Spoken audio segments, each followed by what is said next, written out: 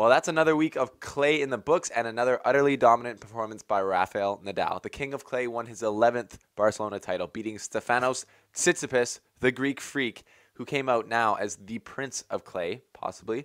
Welcome to The Slice, and I'm going to be breaking down this tournament and the final and what that means for the clay world going forward.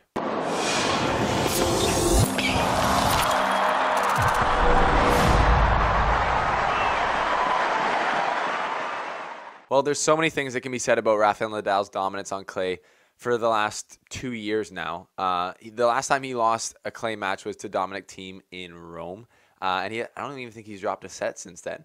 He's been utterly untouchable on clay, and he is obviously the king of clay. It's just a victory lap after victory lap of the best clay court player of all time, showing us why each and every day. And I just love the professionalism of Nadal, and we can say that about the other guys like Nadal or like Federer, but just he doesn't drop his level, right? It's every match, no matter who he's playing, he comes out and gives it his all. Like I was saying on the Slice Tennis podcast, the Monday Night Slice, it's not just a shoe-in for these guys to win finals, especially like today when we look at Nadal playing Tsitsipas, 19-year-old from Greece in the final. Like, well, if you're not like intelligent, you go, well, Tsitsipas isn't like even in the top 50, so it's going to be an easy walk. But it's never an easy walk. It's to win this match. You're still beating a top, like, I don't know, whatever it is, player. And Tsitsipas has been murdering top 10 players the entire way up the Barcelona field. That's almost like that's definitely the biggest surprise from the Barcelona tournament. It's not really a surprise that Nadal won because he's his 11th title in Barcelona. So congrats to Rafael Nadal and his camp. But let's talk about Stefanos Tsitsipas and how the heck he made it to the final, beating four top 10 players on the way there. Well, Stefanos Tsitsipas has been kind of on the radar for young players on the ATP for a little bit now, and he really has just had his coming out party on clay and he's come out as an amazing clay court player. He stands pretty far behind the baseline, or at least he really did today against Nadal, where he got crushed. But his strokes are huge, and when his forehand is just solid, it almost reminds me of Juan Martín del Potro's in the way that he holds the racket, his grip, and he really hits it cleanly through there and just punishes the ball. Yeah, but he's tall, he's lanky, kind of like his Alexander Zverev frame, and his one-handed backhand is really good. He can actually hit the ball very well up high, and he did that pretty well today against Nadal.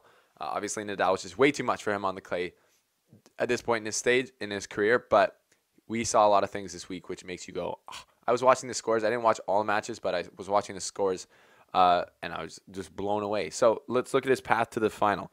He beat Diego Schwartzman, the number 7 seed, 6-2, 6-1. And Diego Schwartzman's a great clay court player. 6-2, 6-1 in the round of 32. Then in the round of 16, he beats Albert Vinolas Ramos, the 10th seed. It was a close match, but he still beat the 10th seed. And then in the quarterfinals, he comes up against Dominic Thiem, the actual prince of clay, to Rafael Nadal, who's the king of clay, obviously. And he destroys him. He beats him bad, 6-3, 6-2. I mean, it wasn't obviously super straightforward. It's not like destruction, 6-3, 6-2, but that's a pretty solid win over the second best clay court player in the world at this moment. And I mean, I don't know if Thiem's been a little bit off since his broken foot. He got murdered by Nadal last tournament. So I don't really know, but still, massive win for Tsitsipas, and he just looks so impressive. The way he's taking the ball and just ripping his forehand and even his backhand. There was no weakness there really. In those matches that he's been winning. And yeah, it's just super impressive clay court tennis. And we're like, what is happening right now? And then you think, okay, well, the Cinderella run has got to come to an end, does it? Oh, no, it doesn't, because in the semifinals, he plays Pablo Carreño Busta, another top 10 player, and he beats him 7-5, 6-3 in a pretty close match. But again, playing amazingly confident and just stepping up to the plate. So then he goes to the final. And what I love is that he's almost he's not talking trash before the match with Nadal, but they're asking him, what is it going to be like to play Nadal? Obviously, it's going to be a huge challenge. He's like, I've actually been preparing for this match for 10 years. I've been studying Nadal. I know the way that he plays. Since I was a little child, I've been preparing myself mentally and physically for this match. And he said, I'm going to come out there and I'm going to play my best and play confident. And he came out and got spanked. But you can't blame a guy for being confident beforehand. I love that. I love a little bit of self-confident talk and a little bit of sportsmanship trash talk before the match. Love it. So this weekend in a wrap, there's, a few takeaways. You go, Rafael Nadal still easily the best clay court player in the world. Number 1 player in the world still. Definitely the favorite in every other clay court tournament from here going forward.